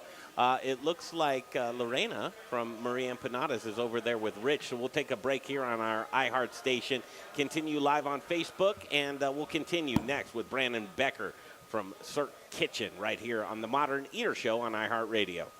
Okay, Modern Eater family viewers on Facebook, on YouTube, look who I've got here. I've got the empanada, the queen, the reigning queen, Lorena. Hola. Thanks for coming back. She's one of our favorites. Yes. Oh, right back at you. Now, I saw you working on the table. Yes. And you were working so hard, and now it looks like it's done. What is this? Done. So this is the empanada gallega, but it's made with tomatoes, red peppers, ham, and cheese. So it is fantastic. That is just, can you see? You can tell it's just full of flavor and cheesy, hot, warm love. A lot of flavors. A lot of flavors. It sounds simple, but it's not because it has a lot of ingredients. A lot so of it's stuff. Very good. So what's happening at Maria Empanada? We've got about 10 seconds. Okay, Tell us Maria what's Empanada, big week for everyone here. So give me this. You heard it here. Okay, Monday, big empanada day. We will be giving samples to everyone, so try to come and see us. On Tuesday, we have soccer night. So if you can come with a T-shirt that has a soccer, like an Argentinian game on Argentinian soccer, come on in, and you will probably have something. Then you have a truco day. We will play truco. It's a very Argentinian game. It's fantastic. Oh, then thank we you have so salsa much. classes. Oh my gosh! Thank you so much. We're gonna take a little off ramp here, talk about some of our great sponsors. We'll be back. Use Colorado Mills. Colorado Mills is hyper local, Colorado grown, cold pressed in Lamar, Colorado. Whether you bake, fry, or saute, get your Colorado Mills today. Available through Shamrock, Growers Organic, and Dawn Foods. For the best oil in the business, use Colorado Mills. Hey everyone, it's Colleen Ferreira with the Colorado Chefs Association. Are you ready to put your passion to work in the future? 20 seconds to live. And we want you to join us. The Colorado Chefs Association is recruiting for our fall semester right now. Join our American Culinary Federation accredited cooking program. Work in a professional kitchen and get paid, all while earning your sous chef certification. Email me at colleen@acfcoloradochefs.org. I'd love to hear from you. Join our Okay, you're hot. Explore a new future. Okay, we'll be back with Brandon Becker here in just a minute. Chef standing by. But right now, I'm not even going to read this copy because I got to tell you, I love barbecuing. I love grills. I love everything that it stands for. It's just so much community and family and being out back in the backyard. If you're a backyard griller, right, and you're going out there and you're going, well, I got to dust off what's in my backyard, see what I'm working with this year. And a lot of times you extend that life on whatever piece of junk you have in your backyard, where it's time to say, okay, I need to start looking at real ways to get what I need, the capabilities-wise. And you don't know where to begin. First instinct is to go and don't walk into King Soopers and see those grills on the side there, and don't go to Home Depot and Lowe's. Go to these guys. It's Proud Souls Barbecue and Provisions. It's Colorado's premier barbecue supply store. It truly is. It's on 2485 North Federal Boulevard, just right here in the heart of Denver. They're helping create pit masters one backyard at a time. And Tony Roberts and Dan Casey, they're award-winning competition cooks and purveyors of specialty barbecue supplies. Barbecue is their passion, and it shows. No joke, these guys love what they do. Check them out online at Proud Souls Barbecue. Let me do it again, words of my life. Proud Souls Barbecue, BBQ.com. ProudSoulsBBQ.com. Check them out today and trust all your barbecue needs with these dudes, because I know we do. Hi, everybody. This is Eric from Bardo here in Denver. Ooh, okay, that sounds good. And you are listening to The Eater on iHeartRadio. Yes, indeedy, Mr. Tweety. Why not? The Modern Eater Show continues. Little Rich is over there in the Little Rich corner eating an empanada from Maria Empanadas. It looks like it's joy on his face. Pure joy on his face. Well, I love the love that she gave him. Did you see that break? Folks, if you missed the break, you got to check into Facebook, because the love that Chef Lorena gave to Rich during that little interview there. That was pretty cool. That was awesome. Chef Brandon Becker, first of all, congratulations. Cirque Kitchen is doing well. Yeah, thank you very much. Westward, what was it? The chef's best food truck for chefs. What does that mean? Well, we tend to stick away from traditional basic food truck fare. Which is what? Burgers and barbecue and... Burgers, barbecue, tacos, yeah. pizza. I wanted to do what I know best, which is fine dining. So I made a mobile fine dining food truck. Now that just on itself, and you're turning everything on its ear, you know, you're changing the whole landscape of everything. But just in itself, that you kind of go, that's kind of an oxymoron. Why do you think people think, food truck, you can't have fine dining? Well, I think most of it started, when food trucks first started, it was basic street food that you could get super cheap, super easy, and super affordable, made with lower end cuts of meat and things like that. And I wanted to kind of change how that's viewed not all food trucks, use the lower end products, but for the most part, food trucks are still viewed as the roach coaches. Yeah. But when I started this concept and what I wanted to do is bring my fine dining knowledge into mobile dining and do it at a reasonable rate. So we source everything as local as possible. We go through Growers Organic, Fresh Guys. We source sustainably through Northeast Seafoods. We use Nyman Ranch Farms for all of our pork belly, our beef, and stuff like that. And we do food that is locally sourced, sustainable, and invokes expression. Well, they've elevated the food truck game. They truly have. I mean, yeah. And congratulations, Brandon. Thank you very much. If you see Cirque Kitchen parked somewhere, do yourself a favor and make sure you get some of their delicious, delectable treats that Brandon, and it's a rotating menu too, right? Yeah, we change our menu every 6 weeks to a different country or region in the world to invoke, the culture and the common expression. Is it a monthly food. thing? Every 6 weeks. Every 6 weeks. What's this 6 weeks? What do you do? Currently, we are doing Moroccan heritage. So the spice from, gosh, now I have a brain fart. So Morocco, Africa, the Mediterranean. Morocco is kind of the spice of the Mediterranean. So that's typically a lot of tagines. We do a lamb tagine with not lamb leg, but we use lamb cheek. Do it. And it's super tender and super good. That's fantastic. We do bocadillos, which are Moroccan sandwiches. Maquili, that is a seafood tagine with clams, oysters, a chermoula pesto sauce, Israeli couscous. We do a sinvenji, which is a Moroccan street donut. And we kind of elevated that with chocolate ganache, candied oranges, By vanilla. changing the menu every 6 weeks, it's almost like building a new food truck every 6 weeks, man. That's Yeah. difficult. It is, but I mean, I've been doing fine dining where, we change our menu daily, we change our menu every week. This is what you've trained for. Yeah, And this Brandon, is- can I ask about that? Because you're saying you change it every 6 weeks, but do you change the style or every item on the menu? Every item. Okay. So you stick with all the same items for 6 weeks, but it's one theme. Yeah. So Excellent. this Okay. theme is Morocco. Our next menu, which we'll be launching April 15th, is an American Spring. And what we're doing in the American Spring is we are focusing on products that are foraged in the springtime. So that would be... Oh, that's awesome. Like ramps, fiddleheads. Morels, fiddlehead ferns, green garlic, scapes. Nice. All the products that are grown in the wild in the United States. And that's going to be our main focus on the truck. What'd you think of this rabbit? The rabbit was amazing. I love working with it and cooking with it. I did 3 different variations. Braised rabbit saddle. I made rabbit bacon out of the belly, which is right here. And then I did a confit rabbit leg. You are such a talented chef, Brandon. Thank you. And your partner in crime, she's not here with us tonight, but Chef Sam New from Eclat Culinary. She's Eclat. Eclat. There's no clat on I there. know. There's no clat. Sorry, Sam, if she's up and watching. But you guys have an event coming up here. Yes, April 19th, actually. It's a wine dinner. It is. It is a 10-course wine dinner invoking spring and the expressions of spring. Samantha and I have collaborated on the whole thing, from the conception of the menu to the venue to the pairings with the wine. It's a full-on, complete collaboration.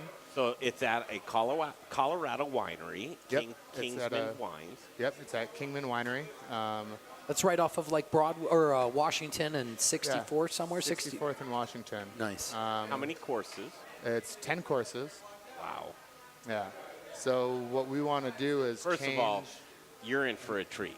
10 courses with Brandon and Sam, putting it out there with pairings of wine each and every course. This has got to be a $200 dinner. Wait, could we have 3 dessert courses though? Would that be something you do? Is it 2 course? There are 3 dessert courses. Oh, we have arrived. Look at that. I Look at that. was being facetious at saying a $200 price point, but that's what I would I think pay. it's close to half of that. What is it? It's $115 plus gratuity and tax, so it comes up to like $138. It's a steal. It's an experience. It's a culinary journey.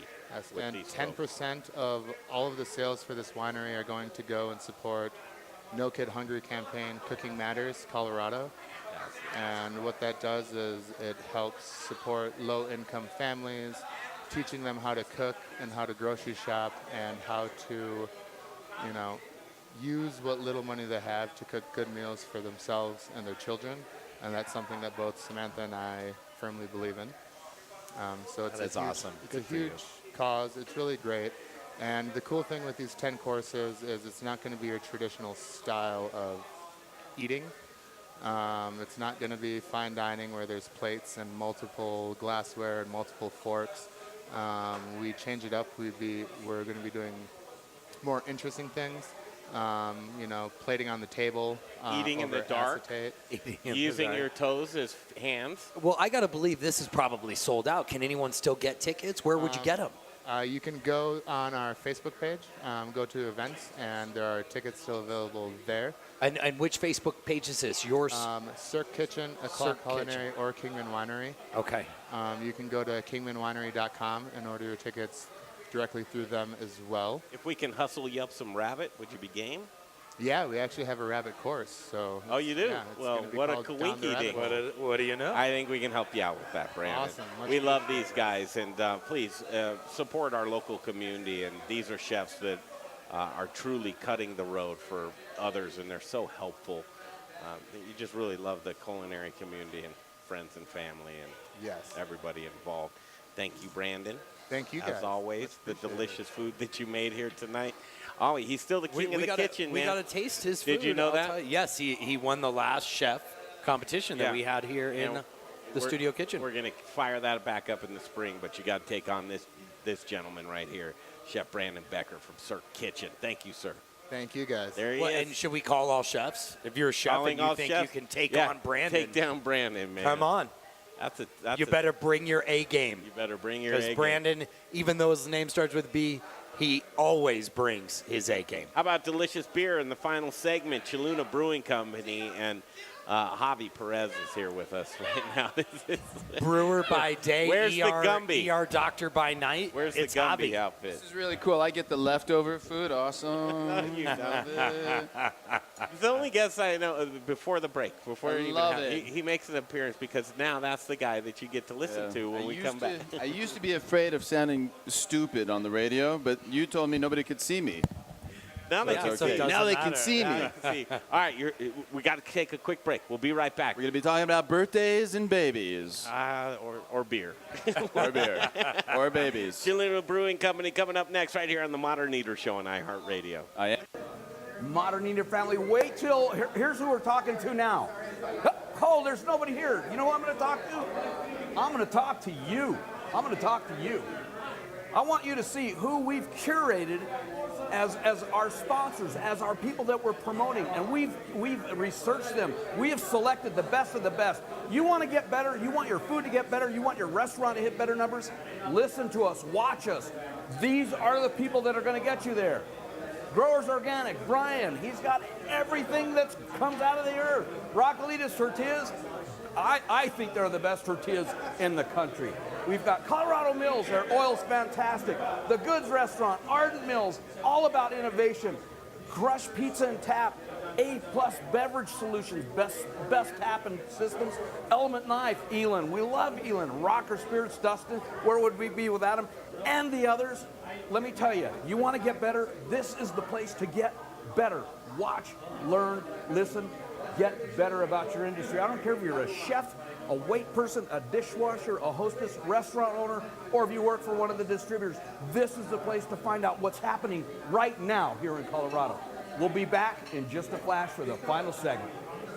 And Alpenglow mushrooms. As a Le Cordon Bleu trained chef, I know the importance of quality ingredients. That's why in 2013, I left the fine dining industry to start a sustainable organic farm. At South River Aquaponics Alpenglow, we are the leader in sustainable growing practices, utilizing our natural resources as effectively as possible. No pesticides, no GMOs, no funny business, just clean, honest food production. We use old world techniques combined with modern technology to bring you 1 minute to the live. our gourmet mushroom facility provides CO2 for our greenhouse that grows tilapia as well as lettuces and herbs in our aquaponics system.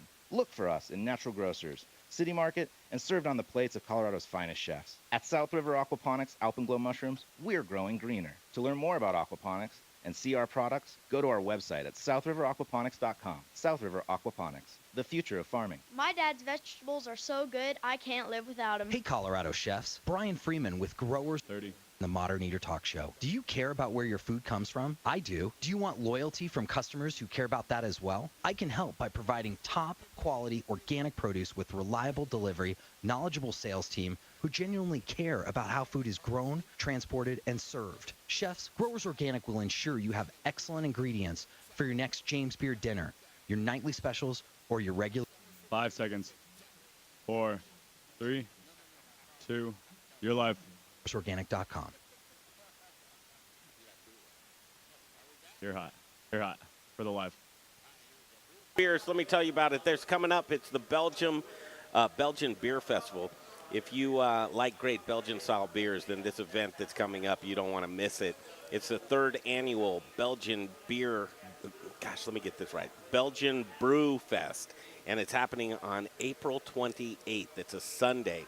It's right next to Brews Beers in Midtown. They have a great little yard area. What would you call that? I call it a patio, but it's with a garden out 10, back. yeah. And we've been to each and every one of these, and it is truly a pleaser. The breweries will include Brews Beers, Briar Common, North, River North, Periodic, Elevation, Gold Spot, Thirsty Monk, Liberati, Paradox, Intrepid Sojourner, plus special guests from Amagang and Duvel. All of these breweries will be bringing their Belgian-style beers. There will be live music, food trucks, and special beer pricing at the Brews Beer Festival. The Belgian Brew Fest is Sunday, April 28th from 1 to 4 p.m. in the garden next to Brews Beers. It's at 1675 West 67th Avenue in Denver. Tickets are limited, of course. So get yours now at BelgianBrewFest.com. Join the party for some Belgian-style badassery and the Belgian Brew Fest on April 28th. Come join us there. Live music and food trucks. Now it's time for the Modern Eaters Booze in the News segment. I like my beer cold, my meat grilled, and my entertainment explosive. All we need is a chair and a cooler beer. Here's your booze. Booze. All right, Booze in the News, all the booze news you can use. And Cheluna Brewing Company right here. And Javi from Cheluna. Chale, ¿qué tal? How are you? We're doing well. We're happy today. Got Chito back over here. Thank you very much. We have Chito because we have birthdays to talk about and beer. Your birthday is on the 29th. 29th. And international first announcement. What other birthdays coming up? I don't know. It's your baby. Oh, that's me. Yeah, remember? That's another month and a half. Yeah, but you're pregnant too, Chito. You're pregnant too. Yeah, she's growing. She's growing. She's growing, baby. He's got a baby coming. I know he does. Are you offering to deliver or what? Because our friend right here, he can. I am a doctor. He is a doctor. I delivered my baby. Did you really? I did. Interesting. Right here, baby. I did too myself. Chale! Chale! Anybody can do it. It's really pretty easy. It's really easy. They do it in the desert. You just got to crown it right, man. Get the head out first, and I'll tell you what. Javi comes on the air. We never talk about beer. We'll talk about beer in a minute. Mira, we're going to serve some beers right now. We're serving a Chilango, which we were at the Aurora Beer Festival today in their history museum, and we always run out of the Chilango. I never see you drink, Javi. I don't drink. Yes, you do. I chug a lugga. No. Is there any more in there? I might try that. Mira, we have a helper on the show today. Lorena, mira, tráeme another Chilango. Víctor, se me acabó el Chilango, mira. Auxilio, socorro, ayúdame. Se me acabó. We should have. Our helpers are slowing down. We should have started. No, the chilango, we love it. We were at a festival, and the chilango, it's a play on words. Chilango is a person from Mexico City. I'm Chilango, my family's Chilango, but if you don't know, you don't know. Chile and mango. It's got habanero chili pepper and some mango. It's a Hefeweizen. Taste that. Yeah, That is so good. It's got a little sweet and spice to it. Yeah, that's the thing. It's not forward spicy. What it reminded me, what did I say when it reminded me? Heaven. Grabbing up mango, tahine, started licking it, biting it on stick. That's it. I told him, mira, when you're a kid growing up and you're Mexican, you're gonna eat pineapple. What do you put on it? Tahine. A limon. Little limon. Mango. That's right. Tahine, mango, chili, If you could eat a piece of leather off of an old shoe, pepper, lime juice. Now, do you tahini get that limon. in Mexico City? Because I've yeah. always had that in Puerto Vallarta. I grew up as a kid going It's there. I still do. Super Mexican. Okay. Yeah, because Everything. all over the beach is everything. They give you every kind a of stick. fruit on a stick. No, you have cucumber spears, right? Pepino. Chicharrones, ¿Qué le the pones el whole thing. pepino? Limon and chile. Limon y chile. Where did Cheluna come from? For those that don't know. Cheluna, my wife actually made it up. We were trying to find a really cool name, and any word that you can think of in any language, just about, is copyrighted or somebody has the domain. So Jennifer did what Google did, what Zillow did. She took the word chela, which is ice cold beer in Mexico. Chela. Vamos unas chelas. Chale. And Luna, moon, which is in my logo on my back. The moon, Luna. So she just put those together, contracted it, Cheluna. And guess what? Nobody had it because it's a totally made-up word. And it's a True good one. entrepreneur. I love it. There's the logo. How's it going over there at Stanley? It's going well. The marketplace is doing really well. We have a lot of really nice partners over there with food. Maria Empanada, Victor, and Lorena sell a lot of empanadas in the brewery, which is really fun. I thought his name was Victor, not Victor. Mira, Victor. Victor. ¿Verdad que sí? Chale. A V is like a B. Yeah. Oh, Yeah. Yeah. It is. It is. Yeah. Yeah. Victor. I love it, but tell them again. It's in the Stanley Marketplace. Stanley Marketplace. You've got an awesome brewery in We have there. an awesome brewery. So cool. You really do. And you serve food? We serve food. The nice thing is I don't have to make the food or have the whole kitchen. So Maria Empanada, there's Misaki Sushi, Comida Mexican food, Denver Biscuit, Rolling Smoke Barbecue, Glazed and Confused Donut Shop, Stanley Beer Hall, Yellow Belly Fried Chicken. There are a lot of restaurants, and if you're at the brewery, you can have all of the food at one table. You don't have to argue with your friends, where should we go? Have you been, Chito? Yeah. You have. It's a cool place. Cool. The interior is so well designed. What was the inspiration of that? Mexico. Yeah, we spent a lot of time vacationing in Oaxaca, down in southern Mexico. So the colors and the burnt wood, we burned the wood to make it look like an old place. But the colors, the music, the beers are all heavily influenced by that. Well, your shirt has got the Dia de Muerta. Yeah, mira, this is an image of me and my wife. Can you see it? Yep, got This it. is stylized after me and Jennifer. Wait, she's like a foot taller than you. Okay, mira. Have you seen her in live? He's got it fixed. Okay, I'm a doctor. I can fix those things. It looks right. Can't fix any of that. Yeah. And, if I have to talk to people like today, then she lets me actually wear these Yeah? to come here. Well, and I've done a Rich. dinner with your wife, and she's an impressive woman. I mean, you both are powerhouses. She's the smart one in the couple. She's lovely. And this is coming from the ER doctor, folks, just so you know. I mean, during the day, he's brewing beer. At night, he's saving lives. Cutting up a rabbit, fixing the alternator in your car, or He does it all. cutting your chest open. It's all kind of the same thing. It's just a skill you learn. We're all the same. Honestly, we're all the same people. I have a lot of respect for people that do what Chito does, and the people that can hear my car pull up and go, "Oh, you blew a spark plug." I don't even think you can blow a spark plug, right? I can't blow a spark What about plug. Jay? You love Jay, don't you? Mira, Jay's my güero. Jay speaks Spanish. He does. Yeah, Lorena and Victor were in here, and I said, "Hey, did you know that el güero el petatero allá habla español?" Take us out of here, Jay. Thank everybody for coming. Ok, gracias para todos a venir a la cocina del el Modern Eater Show, Órale. Studio Kitchen, Colorado. Nos vemos la próxima semana, como la semana pasada. Buena suerte. Mira, con buen mucho salud. orgullo, con mucho orgullo. See you next week. Amistad y Cheers. amor. Cheers. Much love and Cheers. kindness for you guys. Thank I you. always believe that when a woman is in an outfit that she loves, she not only looks amazing, but she feels amazing too. What am I working for? To inspire